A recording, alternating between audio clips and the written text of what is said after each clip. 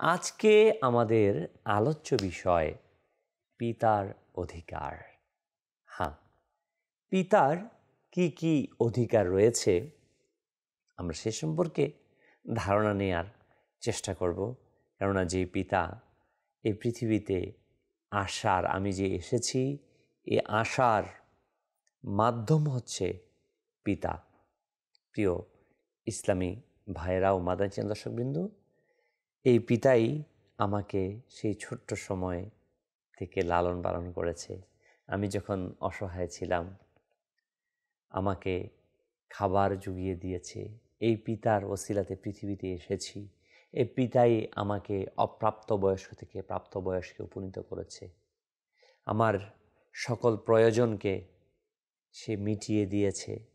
আমি যখন কিছু চাইতাম, হয়তোবা হাজারো পেরেশানির মাঝেও ওই আমার পিতা, আমার বাবা চেষ্টা করতো আমার সেই প্রয়োজনটাকে মিটানোর জন্য। আল্লাহ তাবারক ওয়া তাআলা কত সুন্দরভাবে ইরশাদ করেন, কানজুল ঈমান থেকে অনুবাদ, আপনার রব নির্দেশ দিয়েছে যেন তিনি ব্যতীত অন্য কারো ইবাদত না করো এবং যেন মাতা পিতার প্রতি সৎ ব্যবহার করো। যদি তোমাদের সামনে তাদের মধ্যে থেকে একজন কিংবা উভয়ে বার্ধক্যে উপনীত হয় তবে তাদেরকে উফ বলিও না। যে ব্যক্তি তার বাবার প্রতি দয়া করবে, বাবাকে সন্তুষ্ট করবে, ওই ব্যক্তি জান্নাত প্রবেশ করবে। বাবাকে বলা হয়েছে জান্নাতের মধ্যখানের দরজা। সুবহানাল্লাহ, জান্নাতের মাঝখানের দরজা পিতা রয়েছে। আসুন আমরা নিয়ত করি, আমি আমার বাবার প্রতি এহসান করব।